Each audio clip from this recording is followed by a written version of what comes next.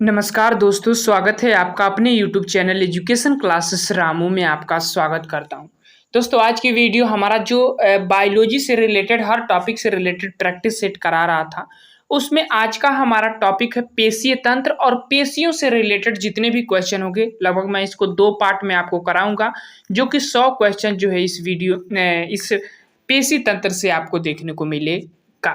तो ये पार्ट 1 है, ये चीज़ें ध्यान रखिएगा। 1 से 50 क्वेश्चन हम इस वीडियो में कवर करेंगे और बाकी बचे क्वेश्चन जो होते हैं वो हम अगले पार्ट में कवर कर देंगे। तो अगर आप किसी भी एग्जाम की तैयारी करते होंगे तो ये वीडियो आप लोगों के लिए बहुत ही हेल्पफुल होगी।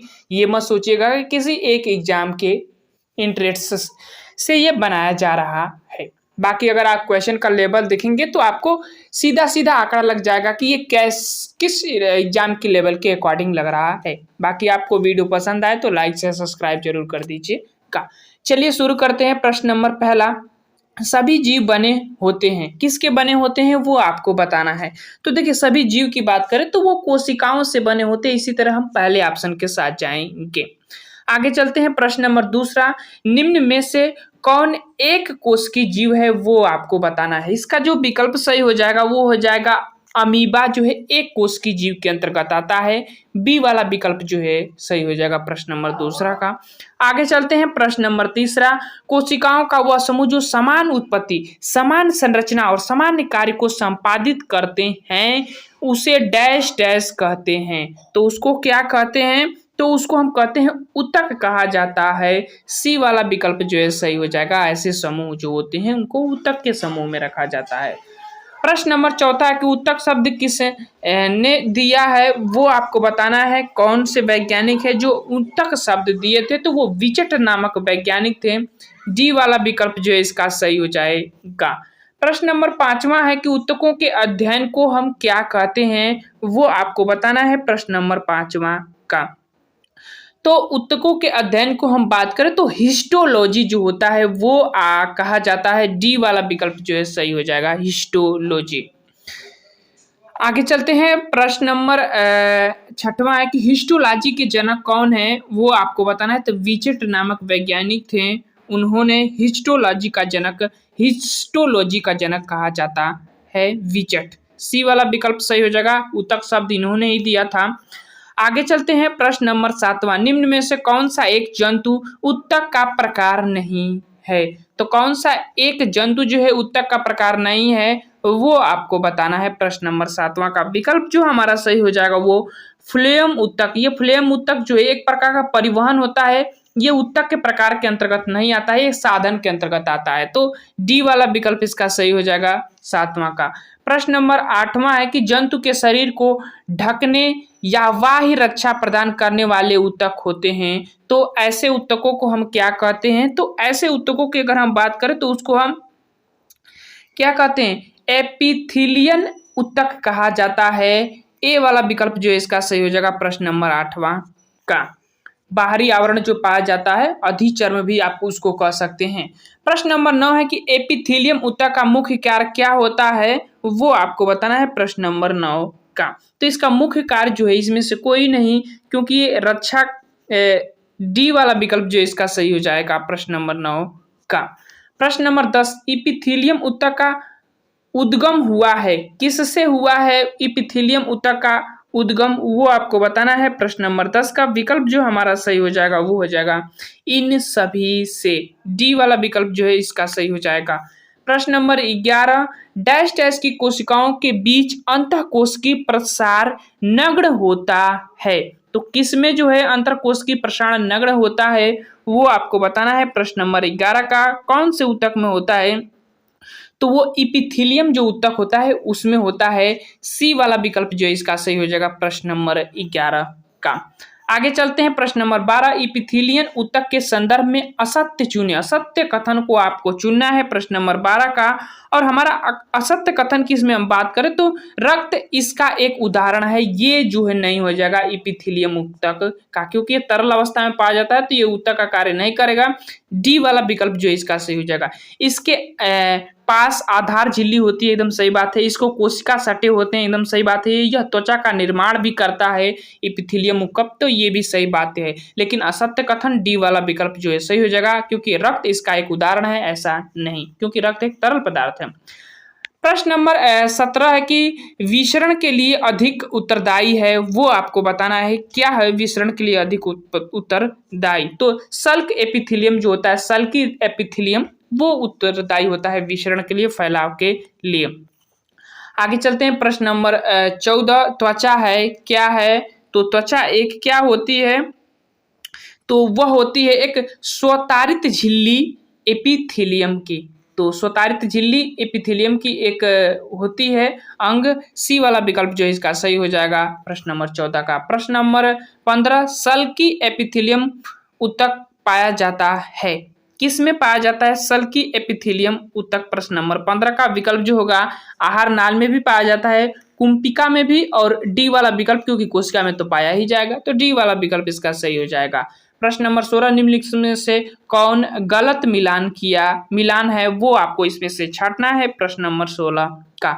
तो देखिए स्वतरित सली एपिथेलियम पक्षपाग कोशिका, ये जो है गलत ऑप्शन है, बाकी सभी सही। सल्क एपिथेलियम चपटी कोशिका है, राइट। स्तंभ एपिथेलियम स्तंभाकार कोशिका है, राइट है। घनाकार एपिथेलियम घनाकार कोशिका है, ये भी सही है। लेकिन डी वाला विकल्प हमें गलत मिलान चुनना था, डी वाला विकल्प सही हो जाएगा। 17 घनाकार और स्तंभाकार ऊतक मदद करते हैं, किस में मदद करते हैं वो आपको बताना है प्रश्न नंबर 17 का। तो ये श्रावण में भी मदद करेंगे, और शोषण में भी, और उत्सर्जन सभी में मदद करेंगे। इस तरह से हम डी वाला विकल्प इसका सही हो जाएगा। प्रश्न नंबर 18 वृक्कीय नली और लार ग्रंथि के अस्तर का निर्माण करता है और उसको यांत्रिक सहारा प्रदान करता है। वृक्कीय नली यानी किडनी में बात हो रही है। तो ये अगर हम बात करें तो घनाकार एपिथेलियम जो होता है वो इसके अंतर्गत आता है, बी वाला विकल्प इसका सही हो जाएगा प्रश्न नंबर 18 का। प्रश्न नंबर 19 है कि उस ऊतक का नाम बताइए जो ग्रंथि बनाते हैं। कौन से ऊतक हैं जो ग्रंथि का निर्माण करते हैं, तो वो घनाकार एपिथेलियम जो होता है वो ग्रंथियों निर्माण करने के लिए जाना जाता है। डी वाला विकल्प इसका सही हो जाएगा। प्रश्न नंबर 20 है कि एक कोश की ग्रंथि है, कौन जो है एक कोश की ग्रंथि के अंतर्गत आता है। प्रश्न नंबर 20 तो वो हो जाएगा गाबलेट ग्रंथि जो होती है, गालब्लेट ग्रंथि, गालब्लेट वो वाली ग्रंथि जो है एक कोश की ग्रंथि के अंतर्गत आता है। ए वाला विकल्प इसका सही हो जाएगा। प्रश्न नंबर 21 है कि डैश डैश में स्तंभाकार एपिथेलियम ऊतक के पास पच्छाब होते हैं, वो आपको बताना है प्रश्न नंबर 21 का।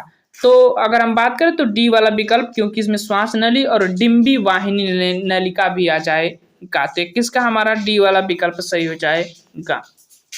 प्रश्न नंबर 22 है कि डैश डैश श्वास नली में श्लेष्मा को आगे स्थानांतरित करके साफ करने में सहायता करती है, तो वो कौन सी नली होती है प्रश्न नंबर 22 में। तो इसका जो हमारा विकल्प हो जाएगा वो हो जाएगा पच्छाब। जो श्वास नली होती है वो श्लेष्मा को आगे स्थानांतरित करने या साफ करने में सहायता प्रदान करती है, पच्छमाभ जो श्वास नली होती है। तो ए वाला विकल्प हमारा इसका सही हो जाएगा। प्रश्न नंबर 23 कोशिकाएं जो रक्त नलिका को स्तारित करते हैं जिस ऊतक से संबंधित है वो आपको बताना है प्रश्न नंबर 23 का। तो एक सल्क एपिथेलियम होता है, सी वाला विकल्प इसका सही हो जाएगा। देखिए अगर आप कोशिका पेशी ऊतक पेशी तंत्र अगर आप डिटेल में नहीं पढ़े होंगे ना, तो यहाँ से क्वेश्चन आपको करने में थोड़ी कठिनाइयाँ महसूस होगी, क्योंकि ऐसे ही क्वेश्चन अगर साइंस से बनते हैं तो ऐसे ही टॉपिक के आजकल ट्रेंडिंग क्वेश्चन बन रहे हैं। तो ये मत घबराइएगा कि मुझे ये प्रश्न का लैंग्वेज नहीं समझ में आ रहा है,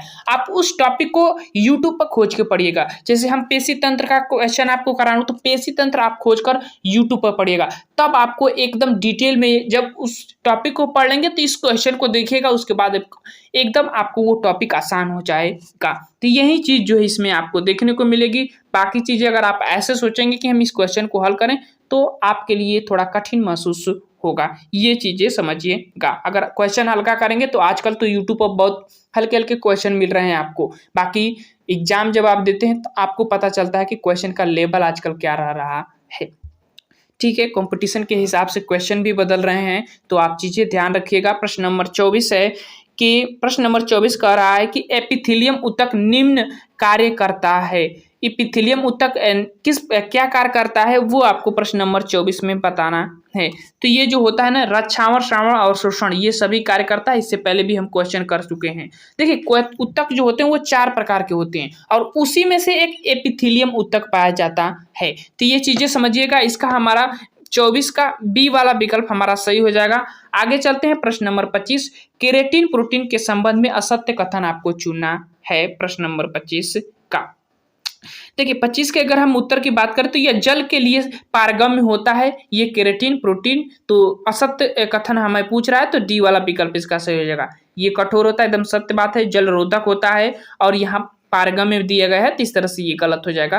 बाकी ये भी इससे रिलेटेड ही केराटिन प्रोटीन से ही रिलेटेड ये पॉइंट है। तो डी वाला विकल्प हमारा 25 का सही हो जाएगा। ध्यान रखिएगा। प्रश्न नंबर 26। केराटिन प्रोटीन पाया जाता है किस में वो आपको बताना है। प्रश्न नंबर 26 का तो जो बाह्य आवरण निकलते हैं ना शरीर पर, तो वो केराटिन प्रोटीन के ही कारण निकलते हैं। तो इस तरह से हमारा डी वाला विकल्प सही हो जाएगा प्रश्न नंबर 26 का। प्रश्न नंबर 27 है कि संयोजित ऊतक में आंतरकोशिकीय अंधात्री डैश डैश होती है। क्या होती है संयोजी ऊतक? अब ये भी संयोजी ऊतक एक ऊतक का टाइप से है, ऐसा मत सोचिएगा कि कोई अलग से पॉइंट आ रहा है। ये ऊतकों के टाइप से ही रिलेटेड उसमें जो जो क्वेश्चन बन सकते हैं वैसे ही प्रश्न आपको यहाँ पर देखने को मिल रहे हैं। 27 का जो हमारा विकल्प सही हो जाएगा वो अधात्री जो है अधिक होते हैं। इस तरह से हमारा बी वाला विकल्प इसका सही हो जाएगा। प्रश्न नंबर 28 है कि संयोजी ऊतक में अंतरकोश की अधात्री हो सकती है। कैसी हो सकती है, किस रूप में हो सकती है? तो इन सभी जेली जैसी हो सकती है, तरल हो सकती है, ठोस हो सकती है, इन सभी रूप में हो सकती है संयोजी ऊतक में। जैसे आप ब्लड पढ़े होंगे संयोजी ऊतक है, उसके बाद आप हड्डियां भी पढ़े होंगे तो वो भी संयोजी ऊतक है, कार्टिलेज भी पढ़े होंगे वो भी संयोजी ऊतक है। तो ये तीनों चीजें हो सकती हैं, ये चीजें समझ लीजिएगा जो संयोजी ऊतक में हम बात कर रहे हैं। अंतरकोशीय अधात्री की बात हो रही है संयोजी ऊतक में। डी वाला विकल्प सही हो जाएगा। आपको समझ में आ गया होगा, आशा करता हूं। आगे चलते हैं प्रश्न नंबर 29। निम्नलिखित में से कौन एक संयोजी ऊतक का कार्य नहीं है वो आपको बताना है। इसमें से कार्य नहीं है तो एंजाइम श्रावण करना ये इसका कार्य नहीं होता। सीधी सीधी ये वाला विकल्प हमारा सही हो जाएगा। संयोजी ऊतक का कार्य ये नहीं है। बाकी सहारा प्रदान करता है, संबद्ध करना, संवहन करना, ये सभी इसका कार्य है। प्रश्न नंबर 30। निम्न में से कौन एक संयोजी ऊतक नहीं है वो आपको बताना है। इसमें से एक संयोजी ऊतक नहीं है। प्रश्न नंबर 30 का विकल्प जो हमारा सही हो जाएगा वो त्वचा जो है संयोजी ऊतक के अंतर्गत नहीं आएगी। स्नायु जैसे हड्डियां जहां जुड़ती है वहां पर संयोजी ऊतक होता है भाई। कंडरा संयोजी ऊतक का ही उदाहरण है भाई। अस्थि भी संयोजी ऊतक का ही उदाहरण है। अभी हमने बताया कि तरल होगी, ठोस होगी, जालीनुमा संरचना में संयोजी ऊतक हो सकते हैं। तो ये तीनों जो है कठोर अवस्था में पाए जाते हैं, तो ठोस अवस्था में आप संयोजी ऊतक कह सकते हैं। ऑप्शन हमारा जो सही होगा नहीं है, वो त्वचा जो है संयोजी ऊतक में नहीं आता है। प्रश्न नंबर 31 है कि संयोजी ऊतक का एक उदाहरण आपको बताना है। प्रश्न नंबर 31 में प्रश्न नंबर 31 और विकल्प जो हमारा सही होगा ये सभी आ जाएंगे। अभी हम इसकी चर्चा कर चुके हैं। आगे चलते हैं प्रश्न नंबर 32। निम्न में से कौन एक तरल संयोजी ऊतक है? तरल रुधिर, डी वाला विकल्प इसका सही हो जाएगा। तरल की बात कर रहा है। प्रश्न नंबर 33। अस्थि संयोजी ऊतक का मुख्य कार्य क्या होता है वो आपको बताना है। प्रश्न नंबर 33 का विकल्प जो हमारा होगा शरीर को आकार भी देता है, मांसपेशियों को सहारा भी देता है, डी वाले विकल्प के साथ चले जाइएगा। ये सभी हो जाएगा कौन? अस्थि संयोजी ऊतक। जब आप पढ़े होंगे ना तो ब्लड पढ़ाया जाता होगा टॉपिक, तो उसमें बताया जाएगा कि ब्लड एक संयोजी ऊतक है। अस्थि पढ़े होंगे तो अस्थि एक संयोजी ऊतक है। कार्टिलेज पढ़े होंगे तो कार्टिलेज एक संयोजी ऊतक है। तो ऐसी चीजें जब आप वो टॉपिक पढ़ेंगे तो उसमें ये चीजें बताई जाती है। प्रश्न नंबर 34। निम्न में से कौन एक मजबूत और कठोर ऊतक है? चलिए मजबूत और कठोर ऊतक है वो आपको बताना है। प्रश्न नंबर 34 का विकल्प जो होगा अस्थि, सी वाला विकल्प इसका सही हो जाएगा।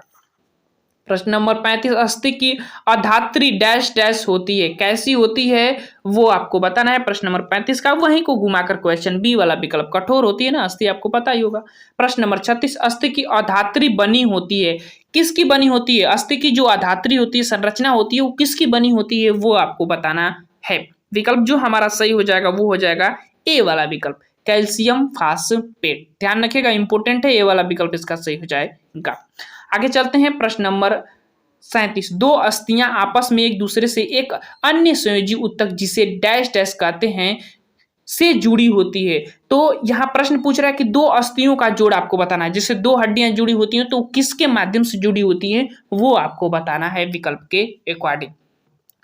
विकल्प जो हमारा सही हो जाएगा प्रश्न नंबर 37 का, वो हो जाएगा विकल्प स्नायु। स्नायु को हम क्या कहते हैं? लिगामेंटस। इंग्लिश शब्द लिगामेंटस होता है, हिंदी शब्द स्नायु होता है।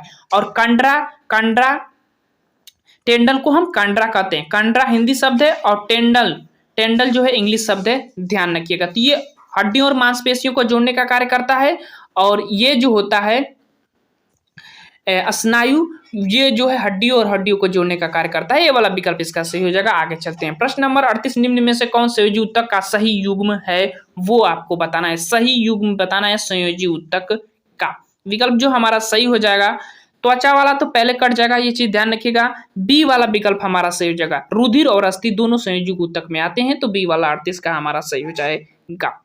आगे चलते हैं। प्रश्न नंबर 39, संयोजी ऊतक डैश डैश अस्थियों से मांसपेशियों को जोड़ता है। संयोजी ऊतक डैश डैश अस्थियों से मांसपेशियों को जोड़ता है, यही पॉइंट मेन है। मैंने अभी बताया कांड्रा जो हो जाएगा, बी वाला विकल्प 39 का हमारा सही हो जाएगा। कांड्रा या टेंडल इसको कहते हैं। लिगामेंटस या स्नायु जो है इसको कहते हैं, स्नायु को कहा जाता है। ये हड्डियों को जोड़ता है, ये हड्डियों को मांसपेशियों से जोड़ने का कार्य करता है। विकल्प हमारा कौन सा? बी वाला सही हो जाएगा 39 का। 40 निम्न में से कौन एक संयोजी ऊतक नहीं है वो आपको बताना है। प्रश्न नंबर 40 का विकल्प जो हमारा सही हो जाएगा वो हो जाएगा ग्रंथिल जो है संयोजी ऊतक में नहीं आएगा, बाकी सभी संयोजी ऊतक हैं। आगे चलते हैं। प्रश्न नंबर 41, डैश डैश की अधात्री प्रोटीन और शर्करा की बनी होती है। तो किसकी अधात्री होती है? वो प्रोटीन और शर्करा की बनी होती है, तो वो बनी होती है उपास्थियां जो होती हैं वो प्रोटीन और शर्करा की बनी होती हैं। डी वाला विकल्प सही हो जाएगा। कार्टिलेज भी उसको कहते हैं, उपास्थियों को, ध्यान रखिएगा, इंग्लिश शब्द वो है। प्रश्न नंबर 42, डैश डैश की अस्थियों के जोड़ों को चिकना बनाता है। कौन बनाता है? चिकना कौन बनाता है? तो वो बनाने का कार्य करता है उपास्थि। मैंने कहा ना कि ये सॉफ्ट होती हैं थोड़ा, और एकदम नरम स्वभाव का, एकदम प्लेन होती हैं, तो अस्थियों के जोड़ों को चिकना बनाती है कौन? उपास्थि। आगे चलते हैं। प्रश्न नंबर 43, डैश डैश की उपस्थिति के कारण हम अपनी बाह्य कण को मोड़ सकते हैं। बाह्य कण को मोड़ सकते हैं जो है किसकी उपस्थिति के कारण हम मोड़ सकते हैं? प्रश्न नंबर 43 से। तो विकल्प जो हमारा सही हो जाएगा वो हो जाएगा उपास्थि। बी वाला विकल्प इसका सही हो जाएगा। प्रश्न नंबर 44,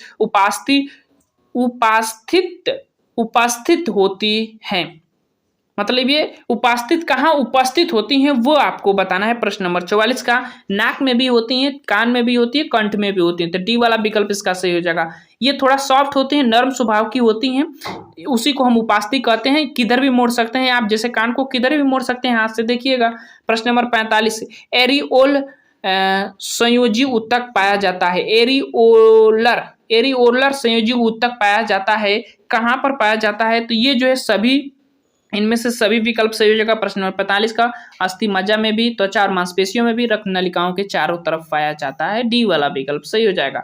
प्रश्न नंबर 46 को देखते हैं। एरिओलर ऊतक का मुख्य कार्य में से एक नहीं है, वो आपको बताना है। प्रश्न नंबर 46 का, तो देखिए ये एक ऊतक है और एंजाइम्स और हार्मोन्स का श्रावण ये नहीं करते हैं, तो इस तरह से हमारा डी वाला विकल्प इसका सही हो जाएगा। प्रश्न नंबर 47 है कि संयोजक ऊतक जो वसा को संचित करता है वो आपको बताना है, क्या होता है? प्रश्न नंबर 47 का विकल्प जो हमारा सही हो जाएगा एडिपोज जो हो जाएगा। बी वाला विकल्प इसका सही हो जाएगा। प्रश्न नंबर 48 का, प्रश्न नंबर 47 का जो है बी वाला विकल्प 48 अब आ रहा है। प्रश्न नंबर 48, डैश डैश ऊतक की कोशिकाएं वसा की बूंदों में भरी होती हैं, वो आपको बताना है। प्रश्न नंबर 48 का विकल्प जो हमारा एडिपोज जो होता है वो भरी होती हैं। सी वाला विकल्प 48 का सही हो जाएगा।